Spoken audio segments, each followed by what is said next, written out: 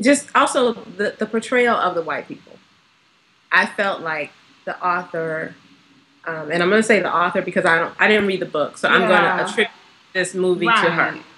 Right. So the author, I felt like she purposefully villainized one white character. You know, the one Hilly. Is that her name? Minnie's. Oh, you know, they purposely made her like the villain, so that she could be the scapegoat of like evils. But all of them, in every case, you know, were to me were culprits. You know, in this whole thing, and so it was like, and even to me, even Skeeter, when she's upset about what happened to Constantine, it's about her losing Constantine. That's where the sadness comes in. You know, the flashbacks to Constantine. Yeah. Why do they do that to Cicely? But wouldn't that be realistic for that time, though? You know, for that time, that would be realistic for that character. You know, that's where we were at that time. Okay, so you can make it where it is about her, but I don't have to. I think that's I don't like that. That's gross to me. Like the fact that I have to in 2011 and watch this movie that's supposed to be feel good, because there is no doubt about it. This movie was supposed to be a feel good movie at the end, and I don't know. That's the feel. It was too tidy. You don't think it was a feel good movie? I don't think it was a feel good movie.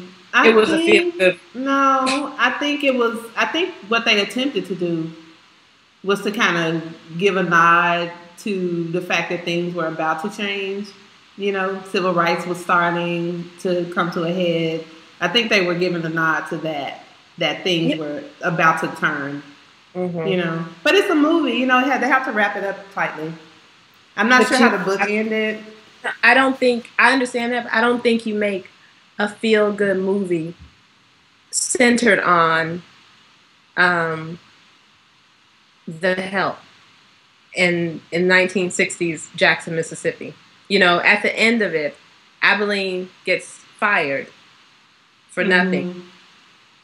And the summation is, and so she retired. Help me. I mean, again, I just have to say that I think that all of that, the way that it was tied up, was just her way of alluding to the fact that at this time things were changing in the country. You know, it's the Abilene. Speak to me about Abilene. How she retired? Did they say she retired? Yes. Oh, and that was the last baby I raised. They didn't say she retired. They said she stopped. That was her last baby that she took care of. Yeah. That's what they said. They didn't say she retired. Yeah. And I was just like, to me, that was lazy. I was like, that was lazy writing. Because I was just like, how, if that were the case, so she was choosing to take care of this little baby, she had a choice. Well, maybe maybe, I'm just going to say maybe. Again, maybe after that point, which I don't know how the book ends, but I'm hoping it wraps up better than the movie. But maybe at that point, it was kind of symbolic of the fact that the help, black women who worked as the help after that point would have more work options after that. That's very generous. No, I mean, as times change, more options would open up. That's what I mean. Then they need to, they carried out, we know what happened to Skeeter, then if that's the case, develop that character. You know, I didn't feel like, then develop that, tell us that. If you're going to base your book on the help, then make them the focus. Yeah. And like, I don't know, I really did, like, I felt like when they wrapped it, it finished like, an Abilene. It was a movie. It was a movie. No, it's a movie, but if you're going to take that subject matter, you have to handle it. You have a certain way, a responsibility to it. Even if it's a movie. You can't, no. If you're going to tackle it. I just think there's only so much you can do with a movie, you know, that obviously it was created for mass consumption. PG-13 rating. 2.5 hours. It was pretty long. I mean, there's only so much you can do. If that's going to be the type of movie, you know. Then don't do it. And And maybe they treated the film differently. I haven't read the book yet. Yeah, you know how sometimes they treat the film differently in the book. It felt like a feel-good movie. And I was just like, how do you make a feel-good movie out of this topic? I didn't feel like the black characters were developed enough. Like, okay, Abilene, she's the main one, right? Does she have a husband? Where is he? Do we see him? Can we know anything about her life? Yeah. Why did we not flash back to see her and her son together? We flashed back to Skeeter and Constantine like 2 or 3 times. Yeah. Constantine with that. Why they do that to Cicely Tyson though? With the braids. Girl, did they have some bad wigs in that flashback? Oh my God. I was like, they could have done a little bit better with the wigs. They had some I was like, I've never seen white people with this. Skeeter's wig was bad. Wig was bad on the flashback when she was supposed to be a little girl. I was like, what a bad wig. That's what I said at the movies. Yeah. But where was the flashbacks with with Abilene and her son? I don't know. I was just like, I don't know. Well, like she's using the help to make her movie. I was just about to say again, white woman's perspective. The white characters were pretty well developed, so maybe it was a movie about the help, but not really. How are black men treated in this film? I'm like, the one husband we do hear about, Leroy, is beating the hell out of men. But there was the nice guy, the waiter in the restaurant. He was nice. Girl. He was reading a book. He's reading a book on the bus, learning. Okay. I guess let me be specific. And black men dealing with black women. Yeah. We didn't really see. I was just like, and I'm sure she was showing the real relationships that could have. They're black men that beat their women. But if we're gonna say that we're portraying real, I'm sure there are white men that beat their women too. Yeah. So, like, if you're gonna do that, then I need you to do the other one. I need you to leave that out. I need you to not show Leroy in that way, and I need you to not name him Leroy. Also, name Leroy. That's a side note. So. It was the country. Everybody had country names. I know. Eugenia, Minnie, Hilly.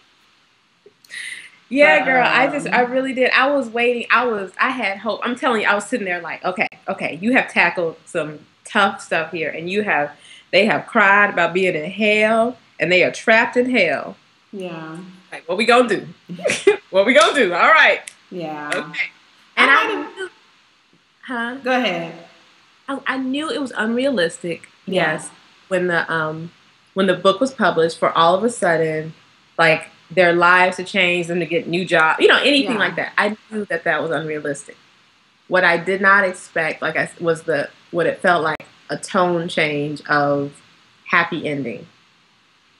And I was like, it's not a happy ending. It's not a happy ending for them. This woman had more injustice to happen to her. And so I don't know, I was just kind of disappointed, and I was just like, she can't just choose not to take care of any more white babies. Like, that wasn't just like a choice. And she was like, y'all can have this. Yeah. I'm like, no, what is she doing now? Does she get a pension? Like, what? Is it unemployment? Like, I don't know. Again, I don't know. For what it was, I mean, they had to tie it up. They had to wrap it. And they did wrap it nicely, you're right. But I didn't have a problem with it. I just figured, it's a movie. I didn't think of it as a happy ending. You what? I said I didn't think of it as a happy ending, but I think they kind of wanted to show that Abilene's future, as black women's futures, were brighter. How? How? No, I mean, you know how they kept alluding to the civil rights, the things that were happening in the civil rights movement at that time, at the climate of the country at that time. As Abilene walks down the road, as time moves on down the road, things are going to be better. Yeah. Somebody probably picked her up and beat her halfway down the road. You know what I mean? I mean, down the road, not literally summer. Yeah, but, I'm just saying. Like the times, things will get better. But that's a lie. In Jackson, Mississippi, it was a long time before they were going to get better. You know? But that's what I'm saying. You can only expect so much for a movie ending. And I think that her walking down that road, leaving you know, whatever she was leaving behind her was just symbolic of she's turning her back on a time that will soon be behind us. Yeah. I think that's what that was. I think that the ending was such so that white people who watched it would not feel very uncomfortable. That's what I think. Yeah. I think that they softened up the ending. They made it seem like Minnie and Abilene were happy and content in their roles, especially if they had good white people, for all those in the audience or whoever's watching who were those good white people, so that they could assuage their guilt and watch this movie and feel like it was good. It was really, there was some, you know, those people have really suffered. And I think about our Sarah, and you know, and I just think that was to help them to way feeling good. Nobody wants to go to a movie and leave feeling down or feeling bad about themselves, bad about their parents. Nobody wants that. So that's what I think. Yeah. Well, again, that's indicative of the author, you know. If it had been written by obviously somebody at Brown, it would have been a different movie altogether. So. Yeah. That would not have been. What? When it got much play, it wouldn't have shown that much. It wouldn't have. You're right. Because nobody wants to see that. Mm-hmm. It's too. Should we talk about the shit cake? Let's talk about it. The tab are awful. Should we talk about the shit cake? Should we talk about the shit cake? The terrible awful. My thing with the shit cake, I was just like, again, I was just like I was so good. I got so. But you know it happened. You know more than shit made it into their food back then. Yeah, I'm sure. Like, you keep messing with people, you know. But it kind of made this black maid sadistic, because to bake up I don't know. I've never been treated that badly where somebody didn't let me use a toilet. Right. But I know that my mother, you know, got treated badly. I know my grandmother got treated bad. And I don't know, I can't really see my mom cooking up a shit cake. You know? Yeah. Like, it's kind of beyond, you know, it's kind of depraved. I don't know. I'm sure it happened, though. I don't know. I was just like, and then to me, that was the author's, that was also another scapegoat, to use the cake as a way to, like, okay, that's what the maids got. The maids get a chance to get retaliation. A little victory. A little victory through a cake full of poop. You know, that's Skeeter gets to move to New York and get a job, but Minnie gets to make poop cake. You know?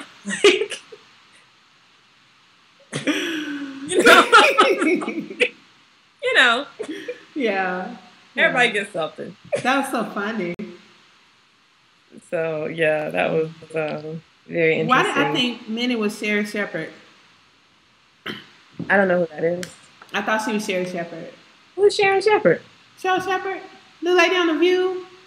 Tracy Morgan's wife? You know what I said? Listen, this is what I said. I saw it twice. The first time I saw it, I was like, the girl I was sitting next to, I was like, you know what? I really like her on 30 Rock. She was like, she's not on 30 Rock. I was like, yeah, Tracy Morgan's wife.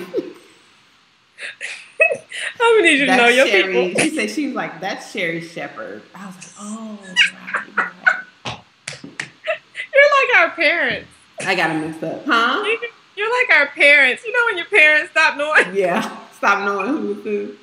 Stop knowing people. Get that girl from The View.